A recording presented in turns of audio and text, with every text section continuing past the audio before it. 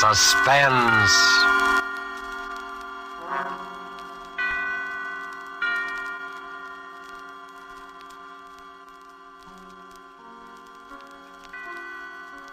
This is the Man in Black, here again to introduce Columbia's program, Suspense. Tonight from Hollywood, we bring you two of America's most artful and distinguished stars. From the Metro-Goldwyn-Mayer Studios comes Mr. Robert Young, and from Warner Brothers, Miss Geraldine Fitzgerald. Mr. Young and Miss Fitzgerald are with us to play in an unusual tale by the unusual James Thurber. An excerpt from the book, My World and Welcome to It, called A Friend to Alexander, adapted for radio by Freya Howard, is tonight's study in Suspense. If you've been with us before, you will know that suspense is compounded of mystery and suspicion and dangerous adventure.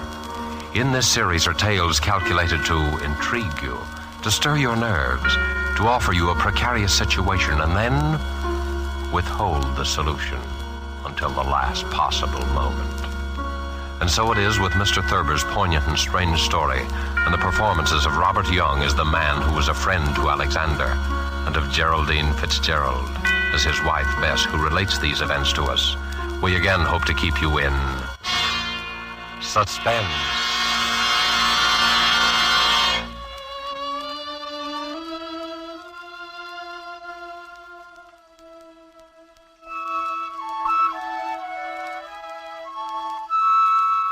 Harry was a laughing, happy-go-lucky fellow before he began to have those dreams. I guess he was pretty much like dozens of other men who go to work every morning, settle down in soft chairs with their newspapers after dinner, and like a weekend in the country now and then. He was fond of easy living and good times. Like everyone else, he talked of the war, rationing tires, and his golf scores. Until those nightmares began to plague him. At first, I was amused. You know, I've been dreaming about Aaron Burr every night. What for? Well, how do I know what for? Aaron Burr is a funny person to be dreaming about nowadays. Why? I mean, with all the countries in the world at war with each other. What's so funny about dreaming? Maybe you're upset. Well, everybody dreams, don't they? I don't see why you'd see Aaron Burr in your dreams. Well, I do. Where do you see him? Oh, places. In Washington Square, or Bowling Green, or on Broadway. Even here on 55th Street? Mostly downtown. I'll be talking to a woman in the Victoria. A woman holding a white lace parasol. Oh. And suddenly there will be Aaron Burr, bowing and smiling and smelling like a carnation, telling us stories about France and getting off his insults. Who is the woman in the Victoria? What? The woman. Who is she? Well, how do I know? You know about people in dreams, don't you? They're nobody at all. Or everybody. Ah, but you see Aaron Burr plainly enough, though. I mean, he isn't anybody or nobody. Or everybody. All right. You have me there, but I don't know who the woman is. Are you sure? What's more, I don't care. Maybe it's Madame Jumel or Mittens Willett or a girl I knew in high school. Who's Mittens Willett? She was a famous New York actress in her day, 50 years ago or so. She's buried in an old cemetery on 2nd Avenue. I've seen the tombstone. That's very sad. Why is it? Oh, I mean, she probably died young. Almost all women did in those days. He's a vile, cynical cad. I was standing and talking to Alexander Hamilton when Burr stepped up and slapped him in the face. When I looked at Hamilton, who do you suppose it was? I don't know. Who? My brother, Walter, one I've told you about. The one who was killed by that drunk in the cemetery. Harry, I never could get that story straight. I've told you about it a dozen times. This drunk came up to him when his back was turned and... What was he doing in the cemetery? That's not the point. He was killed. That's what's important. And I loved him very much. I don't understand what... What's the use of telling you every time I mention it? You start asking the same questions.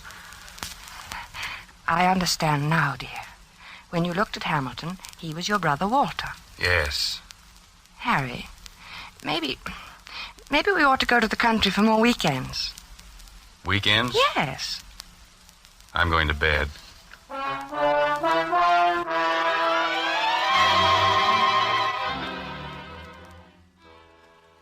For a time that evening, I worried about Harry. Not about his dream. Why shouldn't he dream? But I wondered about his health. He looked so So worried somehow, so unlike himself. I was glad when he went to bed. A good night's sleep was just what he needed, I thought. How could I know? The next morning, we were quietly eating our grapefruit when Harry flung down his spoon. I wish he'd go back to France and stay there, him and his la-la. Who, dear? Oh, you mean Aaron Burr. Did you dream about him again? Yes, he said la-la to me. Why should he say la-la? I was at the tavern and we were drinking ale, and I said something funny. I don't remember what it was. Something amusing about what Ben Franklin had said to Washington once. It was one of those things, you know. No, I don't. Have some more coffee, dear. I don't want any coffee. I made this remark and everyone laughed. Everyone but Burr, that is. He sort of sniffed, and then he said, la-la. Well, why not? I mean, is there anything wrong about him saying la-la? It was the way he said it. He was sneering at me. They all noticed it. Who, dear? Who noticed? The others, all of them. And Hamilton. I was there with Hamilton. It was swell until Burr came in. Aaron Burr. I don't see why you dream about him all the time. Don't you think you should take some luminol? I'm not sick, I tell you. I know what I'm dreaming. I just thought, well, it's always Burr, and that seems odd. Well, why? Why shouldn't I dream about Burr if I want to? But you don't want to. No, but I can't help it. Everywhere I go with Alexander, sooner or later Burr shows up and makes those nasty remarks. Last night he elbowed Alexander out of his way. Did it deliberately. Alexander? Hamilton. Oh, Alexander Hamilton. Yes, goodness knows I'm familiar enough with him by this time to call him by his first name. Harry, you know, we might go to the old Drovers Inn this weekend. You like it there. Hamilton has become not only my brother Walter, but practically every other guy I've ever liked. Don't you like the old Drovers Inn anymore? Isn't it natural that Hamilton should represent my brother and guys I like? That's natural, isn't it? Yes, I suppose it is. Well, then why are you looking at me like that? You know, dear, I wish you'd go and see Dr. Fox. I don't want to see Dr. Fox. I want Aaron Burr to stop sneering at me in my clothes. He looks at me and his lips curl up and he says, "La, Mr. Andrews, what odd taste you have." I wish you'd go and see Dr. Fox. I'm going to the zoo and feed popcorn to the rhinoceros. That makes things seem right. For a little while, anyway.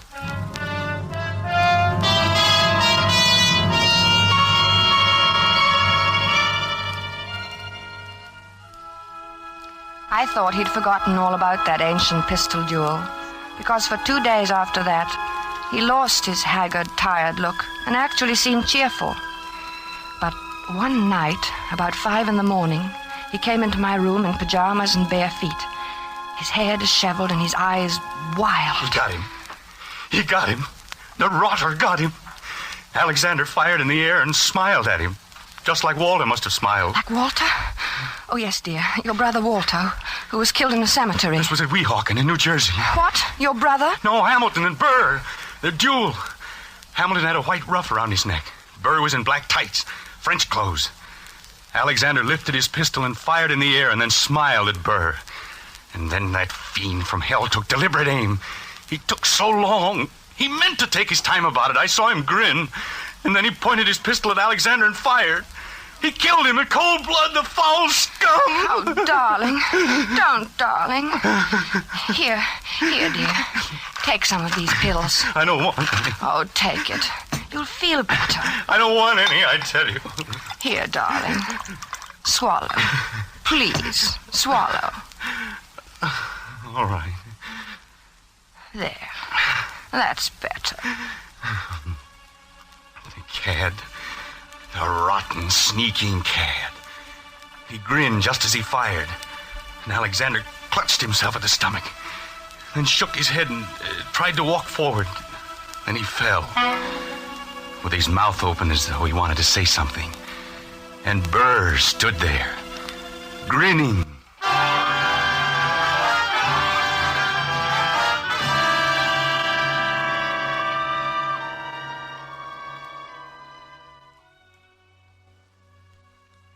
He was better after that, but I kept urging him to see Dr. Fox. At first he refused, but later he decided to humor me. He was humoring me by this time, and Dr. Fox, too. How you been feeling, Doc? Oh, fairly well, Mr. Andrews. My pulse has been Now, just what seems to be the trouble? Nothing wrong with me. He has nightmares. You look a little underweight. Perhaps your diet. Oh, I'm not underweight. Overweight, maybe, but not underweight. Getting enough exercise? Same as usual. He's worried about something. He always has this same dream. Aha, a dream, eh? What kind of a dream? Just a plain old dream. Aha. No, it isn't. It's about his brother Walter, who was killed in a cemetery by a drunken man. Only it isn't really about him. Really? Why, very few people are actually killed in cemeteries. It's an interesting coincidence, if I may say so. You mean you know somebody who was killed in a cemetery, too? Is that the coincidence? No, I meant your brother being killed in a cemetery. You know, dead in a cemetery. A sort of, do you follow me? No. I think you should go see Dr. Fox, Dr. Fox. Interesting. Yes, very interesting. I wonder if you would mind stepping into the next room, Mr. Andrews. I want to give you a thorough examination. Right in here, sir, and we'll just have a look at you.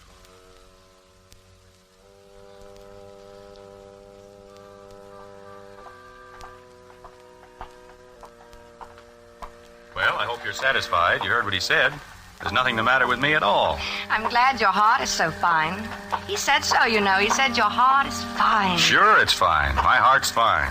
Everything's fine. And you know what I was thinking? No, what? I was just thinking that now that Alexander Hamilton is dead, why, you won't see any more of Aaron Burr. Yeah. Yeah, I guess you're right.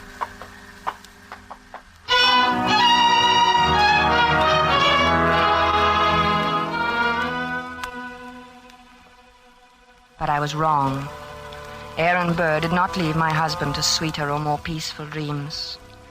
Harry said nothing about it for several mornings, but I could tell he was still being tortured by those ghosts. He brooded over his breakfast. He didn't answer me when I spoke to him. I dropped my butter knife, and he jumped. What was that? Only my knife. Oh. Harry, are you still dreaming about that man? Oh, I wish I hadn't told you about it. Forget it, will you? I can't forget it with you going on this way. Can't you forget I mentioned it? Maybe you should see a psychiatrist. Oh, bosh. What does he do now? What does who do? Aaron Burr. I don't see why he keeps coming into your dreams now. He goes around bragging that he did it with his eyes closed. He says he didn't even look. Didn't look when? When he killed Alexander in that duel. Well, what? He claims he can hit the ace of spades at 30 paces blindfolded. Furthermore, since you ask what he does, he jostles me at parties now. I think you should stay out of this, Harry. It wasn't any business of yours anyway. And it happened so long ago. I'm not getting into anything. It's getting into me. Can't you see that? I see that we've got to get you away from here. Oh, maybe if you slept someplace else for a few nights, you wouldn't dream about him anymore. I don't know. Let's go to the country tomorrow. We'll stay at the Lime Rock Lodge. Bess, why can't we visit the Crowleys? They live in the country. All right, fine. Bob has a pistol, and we could do a little target shooting. What do you want a pistol for? Plenty of open space. I'd think you'd want to get away from shooting. Yes. Sure, dear.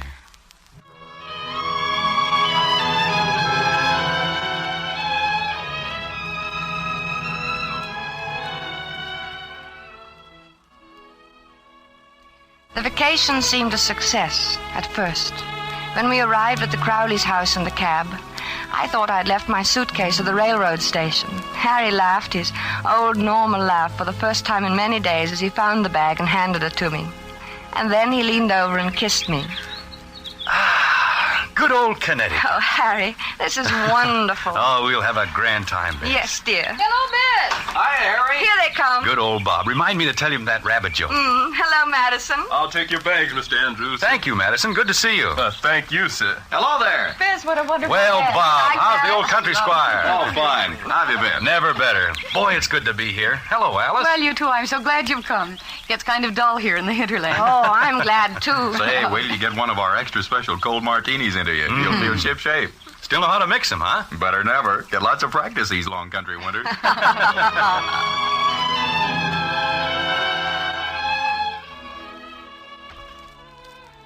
Oh, it was grand, seeing Harry's face relaxed and smiling over his cocktail glass.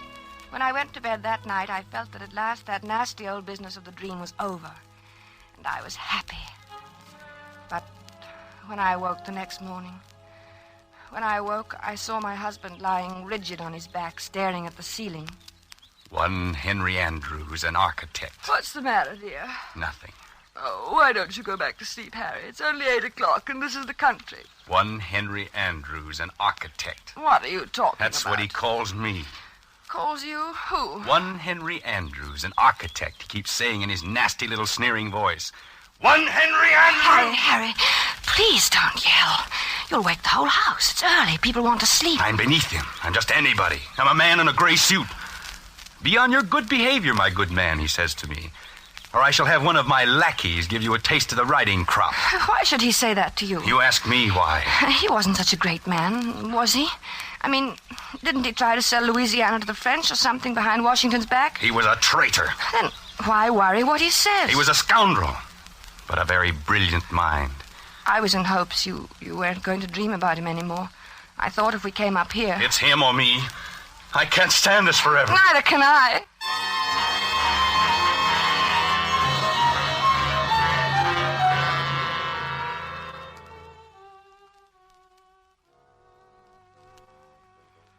As I had expected, Harry spent most of the afternoon with Bob shooting at targets. At first they just aimed at the paper squares. It all seemed to be good-natured and in fun. After a while, Harry stood with his back to the dead tree trunk on which the targets were nailed. Then he walked 30 paces ahead in a stiff-legged manner, and his face was set in stern lines. His revolver was at arm's length above his head when he turned suddenly and fired. Bob dropped to the ground, scared. Hey, what's the big idea, Harry? But Harry didn't answer. He started to walk back to that dead tree trunk again. Then, with his back to the target, he began marking off the 30 paces. Bob called to him. I think they kept their arms hanging straight down. I don't think they stuck them up in the air. But my husband continued to count off. At the 30th step, he lowered his arm, wheeled about suddenly, and fired from his hip. Hey there, watch out! 2 of the shots missed the tree, but the last one hit it. Like a mechanical man or someone in a trance, Harry began to walk back to the tree again without a word, his lips tight, his eyes bright, his breathing coming fast. And look, it's my turn! But Harry about-faced and stalked on. This time when he fired, his eyes were closed. Poor Bob didn't know what to make of this strange behavior. Hey, good heavens, man, give me that gun, will you? Without a protest, Harry let him have it. For the first time, he spoke. I need a lot more practice, I guess. Well, not with me standing around. Come on, let's get back to the house and shake up a drink. Gee, I've got the jumps.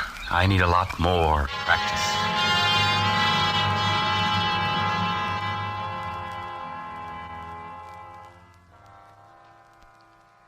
I guess I must have slept soundly that night, because I didn't hear him leave the room.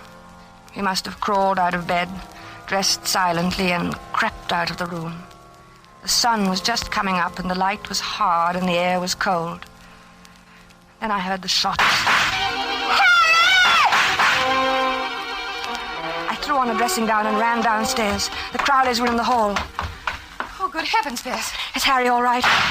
It sounds like it. Where is he? What's he doing? It sounds as though he's out behind the studio shooting. Alice. Oh, no, take it easy, Bess. Bob will go out and get him. Maybe he had a nightmare or walked in his sleep. No. He never walks in his sleep. He's awake all right. Now, let's go down and get some coffee. He'll need some. Yes, I'll need some, too. Hey, what the dickens is the matter with him, anyway? I don't know. I'm so sorry. Bob, you go get him. At your service, madam, alive or dead. Bob, stop it.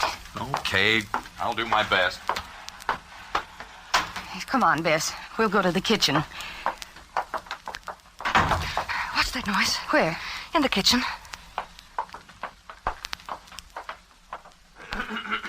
Oh, it's you, Madison. Yes, ma'am. Well, you're shaking. I was just wondering, ma'am. No, it's all right, Madison. You go on back to bed. Clothita was scared, ma'am, and I thought... Well, you tell Clothita that it's all right. Mr. Andrews is shooting a little. He couldn't sleep. Yes, ma'am. Yes.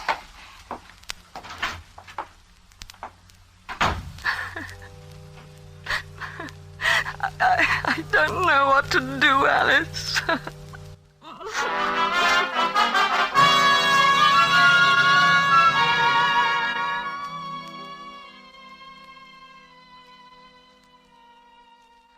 I guess the Crowleys were relieved when the cab came to drive us to the station early that day.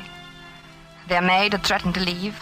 The neighbors were complaining about the early morning disturbance, and their own nerves were ragged.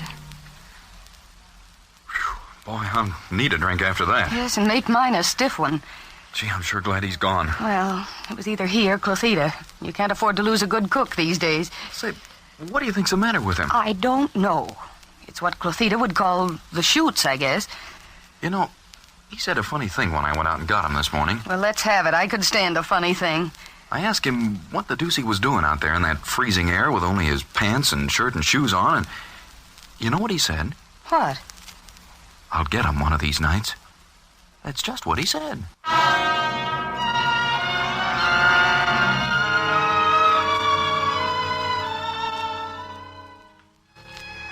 By this time, I was really frightened. When we returned to the city, Harry was a picture of gloom. Our first night back, I looked at him as he lay on the chaise longue in my bedroom in his blue dressing gown, smoking a cigarette. He was haggard and tired, and he kept biting his lower lip. I mixed a scotch and water nightcap for him. No thanks, no liquor. I need a steady hand. Watch my hand. Does it tremble? No. Is it steady? Yes, very. That's good. That's very good. You need a steady hand, you know. For what, dear? Oh, things. Harry, will you sleep in my room tonight? No, you keep shaking me all night to keep me awake. You're afraid to let me meet him. Are you still on that? Why do you think everybody's better than I? I can outshoot him the best day he ever lived. Oh, of course, in the dear. waistcoat. Right next to the middle button. He has 3 big pearl buttons on his waistcoat. Came from France. Why don't you dream about somebody else? Anybody else, please. You'd like that, wouldn't you? You'd like to have me dream about somebody who wouldn't hurt a fly. Somebody like that. Because you'd know I'd never get in a duel with him. A duel? You're dreaming of a duel now? Ever since Hamilton died. Burr knows I hate him. It's nearly over now. Harry. It's him or me. I'll get him, the rotter. But Harry... I know I'll get him. You see, I have a modern pistol. He has to use an old-fashioned single-shot muzzle loader. Is that quite fair? Fair? What do I care if it's fair or not? Was it fair the way he shot Alexander? Was it? Don't be mad with me, Harry. Oh, I'm sorry, darling. I'm very unhappy. I'm sorry, darling. And I'm worried sick. Well, I'm sorry, darling. Don't cry. Please don't cry. It upsets me when you cry. And I mustn't be upset. I must be very calm and rested.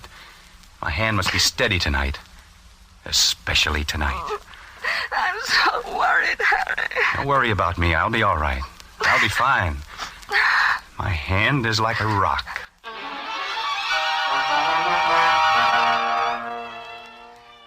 Later, when I kissed him goodnight, I knew it was really goodbye. He didn't say anything, and neither did I. It's just that he seemed so far away, in another world. And each moment I felt that he was becoming more and more remote. Something told me he wasn't coming back.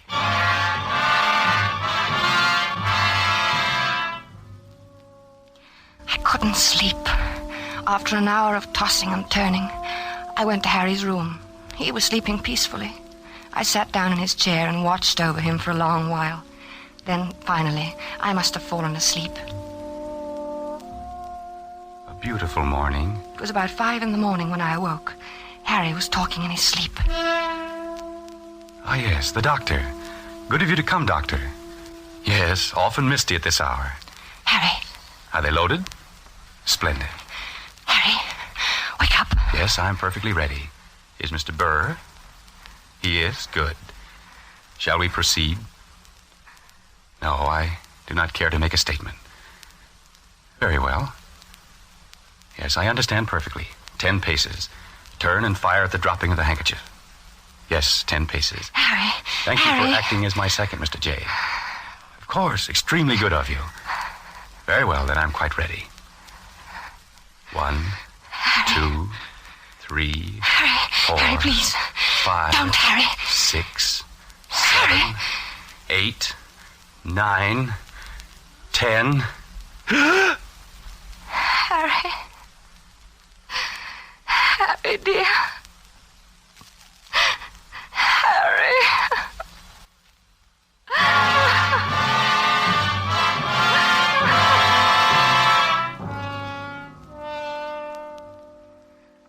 Dr. Fox was puzzled when he examined Harry the next morning. Extraordinary. His heart was as sound as $1 when I saw him the other day. He seemed to be fine, Dr. Fox. I can't understand it. What? Why his heart stopped as if he'd been shot. Shot? Yes. Of course, there are no gunshot wounds and no... Shot. Now, Mrs. Andrews. That's it. Shot. No, you'll have to calm yourself. You can't help him now. I should have known it would happen. I kept staring at Harry's right hand. The 3 fingers next to the index finger were closed stiffly on the palm, as if gripping the handle of a pistol. The taut thumb was doing its part to hold that invisible handle tightly and unwaveringly. But it was the index finger which held my eye the longest. I looked carefully to make sure I was right. Yes, it was so. That index finger was curved inward slightly, as if it were about to press the trigger of a pistol. So there had been a duel after all. Perhaps there was no gunshot wound. But Harry had been shot as surely as he was dead. Dr. Fox saw me staring and spoke to me. What are you looking at, Mrs. Andrews? Harry never even fired a shot. Aaron Burr killed him the way he killed Hamilton. Well, what are you talking about? Aaron Burr shot him through the heart. I knew he would. Yes, but there's no evidence. I knew he would. Then Dr. Fox put an arm around me. He looked at me gently and a bit frightened, the way I used to look at Harry when he told me about his dreams. He led me to his assistant and whispered something. He thought I didn't hear him, but I did. She's crazy. Stark, raving crazy. I let the assistant take me away. Maybe he thought I was crazy, too. But now I knew. Aaron Burr got Harry, just as he had killed Hamilton in that old quarrel long ago. I knew he would! I knew he would!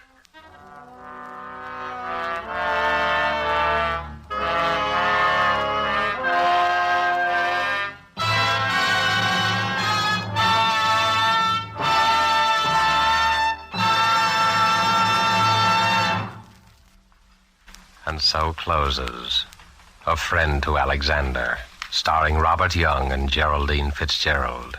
The James Thurber story, which was tonight's tale of Suspense.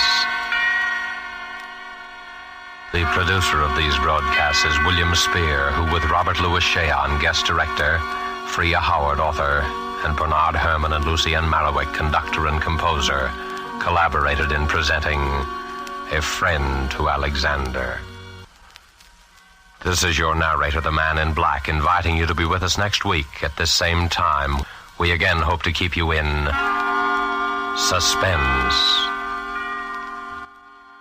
This is CBS, the Columbia Broadcasting System.